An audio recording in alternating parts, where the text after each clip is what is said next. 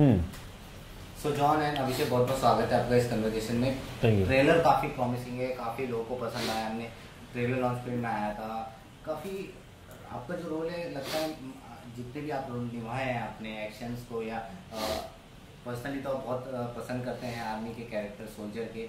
ये जो रोल है काफ़ी प्रॉमिसिंग रहा है आपके लिए? जी, इनफैक्ट स्टोरी बहुत ही अलग है, बहुत ही डिफरेंट स्टोरी है। और इसमें मैं आर्मी में नहीं हूँ, मैं एक जूनियर ब्यूरोक्रेट हूँ जो प्राइम मिनिस्टर के ऑफिस में काम करता हूँ। लेकिन I think very importantly this is a very different film, क्योंकि जे एंटरटेनमेंट जो हमारा प्रोडक्शन हाउस है, ज़्यादातर हम लोग नॉन फॉर्मूला फिल्म्स प्रोड्यूस करते हैं। तो जब ये अभिषेक इसी रूम में आए थे मुझे ये आइडिया सुनाने, मुझे बहुत ही पसंद आई और हम दोनों ने सोचा कि why haven't we made a film like this before. और finally I mean thanks to Abhishek, और क्रेडिट इन्हें देना चाहता हूँ क्योंकि मैं मानता हूँ कि फिल्म का हीरो हमेशा स्क्रिप्ट और डायरेक्टर होता है। And I think he has done a fantastic job with this film. Abhishek, where the thoughts come to you, like कब सोचा आपने कि लाइक एक फिल्म बनानी चाहिए, एक real story on base of परमाणु की बात करें हम, तो कब ये आप ख्याल आया? आई थिंक 3-4 साल पहले आया था। मुझे हमेशा से ये मुझे गर्व तो था ही, क्योंकि मैं 1998 में मेरे सामने हुआ था ये। तब मैं मात्र 20 वर्ष का था। लेकिन 3-4 साल पहले कोई एक आर्टिकल था जिसकी वजह से ये ट्रिगर हुआ था दिमाग में कि इस पे फिल्म क्यों नहीं बनी है। क्योंकि आई थिंक आर्टिकल इस बारे में था कि कैसे इंडिया ने अमेरिकन सैटेलाइट्स को चकमा दिया था, और बहुत पावरफुल सैटेलाइट्स थी जो 24 घंटे पोखरण पे नजर रखती थी, निगरानी रखती थी। तो अपने आप में वो एक अच्छा कॉन्सेप्ट लगा मुझे। द फर्स्ट थिंग वाज कि थ्रिलर था ये। और उसके अलावा क्योंकि हिंदुस्तान के इतिहास में आई थिंक एक बहुत बड़ी घटना रही है ये, और बहुत प्राउड मोमेंट रहा है, तो इन दोनों पॉइंट ऑफ व्यू के हिसाब से मुझे लगा कि ये फिल्म बनानी चाहिए। एंड जैसा जॉन ने बोला कि मैं इनके पास आया और मैंने इनको पिच किया ये स्टोरी। मेरे पास सिर्फ 10 पेज थे तब, मैंने पूरा स्क्रीन प्ले लिखा नहीं था। उनको बहुत पसंद आया and then immediately we started. John, जैसे ये रियल कहानी है और बहुत सीरियस भी है, काफ़ी सेंटिमेंट्स और पॉइंट्स को ध्यान में रख के शूट किया गया, और क्या क्या ध्यान रखा आपने? As we know Atal Bihari Vajpayee भी थे उस टाइम, अब्दुल कलाम भी थे, तो क्या क्या आपने ख्याल रखा? पहले तो हमने जितना भी रिसर्च किया उसको हमने इंटैक्ट रखा। तो this film is about 80 to 85% factual. इसमें जो फिक्शनल चीज़ है वो मेरा कैरेक्टर है जो फिक्शनल है। मेरे अलावा कलाम साहब का नाम या चिदम्बरम जो उस वक्त पे साइंटिस्ट थे, काकोडकर साहब, जितने सारे लोग थे इन्वॉल्व इस मिशन में, उनका नाम हमने चेंज किया because you get into a biopic issue, rights issue, तो नाम चेंज किए। But the film is dedicated to Kalam sahab and we are very proud to say that it is dedicated to him, and of course Vajpayee ji who actually planned the both of them who planned this together. So I think it was, मुझे लगता है कि independence के बाद अगर एक defining event था India में, it is the Pokhran test that happened in 98। और इनफैक्ट खितौली गांव में, I don't know where, Yogi हमारे लाइन प्रोड्यूसर गए थे वहाँ पे, किसी ने एक आदमी से वहाँ पूछा कि टेस्ट के टाइम पे तो ये आप, उससे कहा मेरे दीवार टूट गए, सो योगी ने कहा दीवार टूट गया, रेडिएशन का कुछ प्रॉब्लम हुआ, whatever, and this Yogi told me this, and he saying ये फिल्म में होना चाहिए, एंड ही सेइंग दीवार टूट गया लेकिन इंडिया तो बन गया ना। So just imagine the sense of pride. तो I think this pride is very important, और इसलिए हमने ये फिल्म बनाई कि हर यंगस्टर, जैसे आपके जो कैमरामैन है आपके पीछे, शायद उनको भी पता नहीं कि 20 साल पहले ऐसे टेस्ट हुए थे और कैसे हुए थे, लेकिन जब भी वो फिल्म देखेगा he will find it very entertaining, engrossing, he will say यार ये तो थ्रिलिंग फिल्म है। एंड में उसे पता चलेगा कि यार this is also true story. So I think the way, जैसे हमेशा मैं कहता हूँ ये स्टोरी बहुत ही कॉम्प्लेक्स है, और अभिषेक ने जिस तरीके से इसको सिंप्लीफाई किया है, I think it's a fantastic job done. बहुत मुश्किल काम है, and I think only a director can do that. Actor तो घोड़ा है, वो किसी भी डायरेक्शन में जा सकता है, डायरेक्टर जॉकी है, and I think he is taken us all in the right direction. कहानी की बात की जाए तो बहुत, मतलब जो कहानी है काफ़ी इंटरेस्टिंग है, लोगों को काफ़ी पसंद आएगी।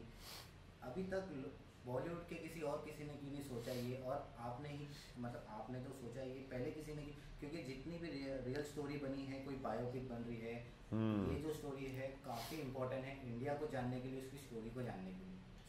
नहीं मुझे लगता है ये डेफिनेटली जॉन ने बोला, हमारे दिमाग में भी आया था कि भाई इस पर बनी क्यों नहीं पिक्चर 20 साल से। मेरे को लगता है उसका एक अहम कारण ये रहा है कि जैसे उन्होंने बोला बहुत कॉम्प्लेक्स टॉपिक है और उसमें बहुत सारी कहानियाँ हैं, इस एक कहानी के अंदर बहुत कहानियाँ हैं। एक तो ये कि साइंटिफिक पॉइंट ऑफ व्यू कि कैसे आपने उन बमों का निर्माण किया बिना किसी बाहरी मदद के, उसके अलावा ये कि पॉलिटिकल माहौल क्या था, उसकी जो पॉलिटिक्स थी जी, और इवन जो पॉलिटिक्स थी उसकी, उसके अलावा ये भी कि अमेरिकन सैटेलाइट्स को कैसे चकमा दिया, वो जो एक थ्रिलर पॉइंट ऑफ व्यू है उसका, बहुत सारी कहानियाँ हैं। लेकिन सबसे कॉम्प्लेक्स पार्ट ये है कि इसको फिशन, फ्यूजन, हाइड्रोजन बॉम्ब, इस पूरी टेक्नोलॉजी को कैसे आप बताओगे सिंपल वे में, उसको कैसे आप एंटरटेनिंग एंड ग्रॉसिंग बनाओगे। मेरे ख्याल से यही कारण था शायद जिसकी वजह से किसी ने इसको अटेम्प्ट नहीं किया हो, क्योंकि रिसर्च जब वही व्यक्ति कर सकता है जिसका इंटरेस्ट है वर्ल्ड पॉलिटिक्स में और साइंस में। लकीली मेरा है तो मैंने किया, और फिर मुझे उसमें एक वो सूत्र मिल गया जहाँ मेरे को दिखा कि ये एंटरटेनिंग फैक्टर और ये इसकी मुख्य कहानी होगी, जो है अमेरिकन सैटेलाइट्स को हमने कैसे चकमा दिया, और जॉन के कैरेक्टर का उसमें बहुत इंपॉर्टेंट किरदार है। उसके अराउंड फिर बाकी चीज़ों को पिरोया गया, बट हाँ बोलने में आसान लगता है, करने में मुश्किल था, बट टीम का सहयोग था, जॉन का सहयोग था, तो हम ये कर पाए। जॉन, हम ये भी सुना है हमने कि आपने काफ़ी बहुत ख्याल रखा अपने यूनिफॉर्म को पहनने का और स्टाइल चलने का, और मुस्टैच भी आपने बहुत ऑन लोकेशन पे भी नाम बताया था अपने किसी अश्वथ रैना जी उन्होंने आपको ट्रेन किया है। हाँ नहीं कर्नल शर्मा, सॉरी अश्वथ रैना तो इनका कैरेक्टर, अश्वथ रैना मेरा कैरेक्टर है, कर्नल शर्मा। वो तो मतलब इतने स्ट्रिक्ट थे, मतलब उनको परवाह नहीं थी। वो थे असली पोखरण में थे वो थे एंड ही वाज, मतलब उस वक्त पे वो थे, and he was also a consultant on our film. तो मतलब बेरे पहनते समय, कैप पहनते समय ही वुड इधर आ ऐसे पहन, तो he didn't care, he was like to the point. तो वो मुझे, हम लोग को बहुत अच्छा लगा, क्योंकि एटलीस्ट आपको सेफ लगता है कि ये आदमी को सब कुछ पता है, मतलब आर्मी के बारे में। Fail good about it. एक कैरेक्टर, ये जो कैरेक्टर है इनको काफी पसंद किया उन्होंने। हाँ विकास को, हाँ मेजर प्रेम का कैरेक्टर निभाया उनको कहीं ना कहीं, क्योंकि एक यंग मेजर थे एंड उस समय आई थिंक कर्नल शर्मा भी मेजर ही थे, तो उन्होंने अपने आप को कहीं देखा इस कैरेक्टर में, और विकास ने बहुत अच्छा निभाया इस कैरेक्टर। और हम लोग एक शॉट में तीनों चल रहे थे, तो हमने कहा कि सारे सल्यूट करेंगे, नहीं तुम लोग मत करो, तुम करो, मेजर प्रेम तुम करो बस। तो मतलब he was the important guy. So it's just good. Picture की बात करें तो पिक्चर जितने भी हमने देखी अभी पिक्चर आई है, सोल्जर्स और इस तरह की पिक्चर को लेके, ये किसी पाकिस्तान एंटी पाकिस्तान पिक्चर नहीं है, किसी दर्शा रही नहीं है। वहाँ पर भी 300 स्क्रीन में रिलीज हो रही है पिक्चर ये, तो लगता है काफ़ी रिश्तों को काफ़ी जोड़ सकता है, लाइक मिला सकते हैं इंडिया और पाकिस्तान को लेकर। ऐसा नहीं, this film is based on India, तो it's very clearly an India film. ये कोई anti Pakistan, anti China, anti America film नहीं है, लेकिन ये प्रो इंडिया फिल्म है, क्योंकि ये उस वक्त पे ये कहना बहुत ज़रूरी था, उस वक्त पे 98 में, और हम अभी कह रहे हैं 20 साल बाद कि हमें उस वक्त पे मदद की ज़रूरत थी। There was no one to help us.